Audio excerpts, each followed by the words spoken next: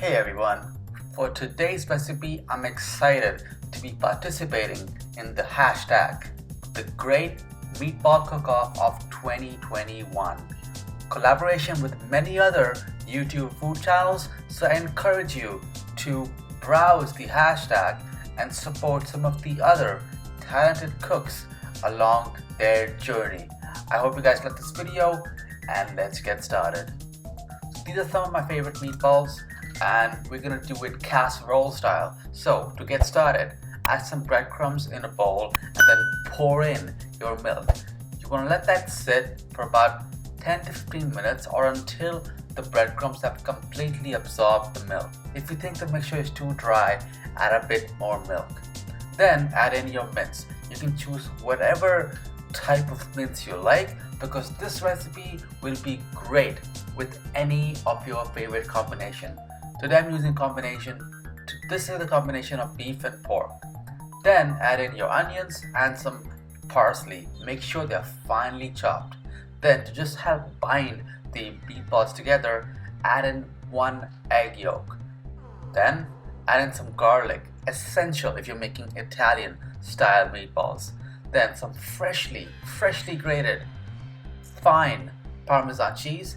Put that right in there. Season with some salt and pepper and then get ready to get your hands dirty. Now you can initially start mixing it with a spatula just to kind of bring those ingredients together, but if you really want the mixture to be well combined, to really make sure the flavors, the consistency is perfect, you want to either get your hands dirty, so go ahead and start kneading, or if you happen to have a stand mixer, you can use that as well. So get in there and mix it really well until it looks just about like this.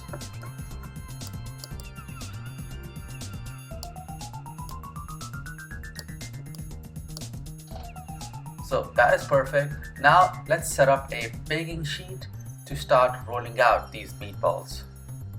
So I like to grease my hands just a little bit to make sure my hands don't get too sticky.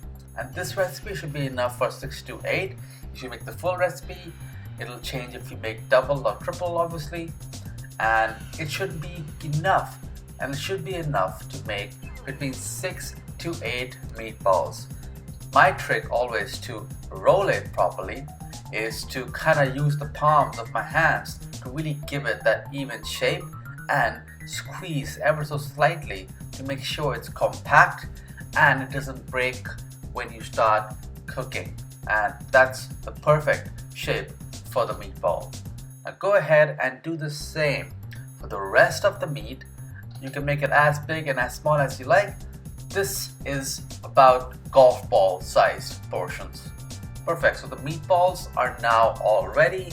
Now let's start to cook our meatballs. So here I just have a pan and start heating some olive oil in it on medium heat. Once the oil is hot, start adding in your meatballs. Make sure you don't overcrowd the pan. And what I like to do is just go counterclockwise or clockwise to make sure that I turn it in the proper order. And the goal here is to give the meatballs a really good sear. When that meatball gets nice and crispy, it adds so much flavor than if you just boiled the meatballs in sauce. What we're going to be doing today is searing it, giving it some nice color all around, and then finishing off cooking that center in the sauce. Now my personal trick to flip these meatballs without ruining the shape is to use a spoon, a tablespoon or a teaspoon, any will do, and just go to the bottom of that meatball and just flip it just like that, and do the same with the others as well. It helps you to be much more gentler when you're handling them. And look at how beautiful golden brown that looks. That's the color we're looking for on those meatballs. And that's it for the pan stage. Now if you want to cook it all the way through on the pan itself and you don't want to simmer it, or if you like serving it like an appetizer without any sauce, then I would recommend you cover that lid and you complete the cooking process for the meatballs. But if you're doing something like a meatball and spaghetti or meatball marinara, then go ahead and follow these steps. So I'm making a casserole with some of my meatballs, so go ahead and add some of the sauce right in the bottom after each side has been colored and seared.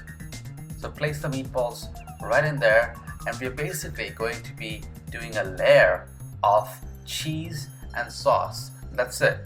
And then bake this until the insides of the meatballs are completely cooked.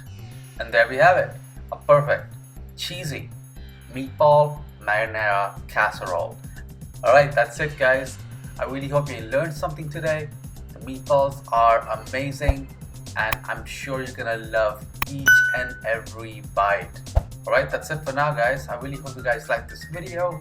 If you want more videos just like this, be sure to hit like and leave a comment down below, and don't forget to subscribe and hit that notification bell.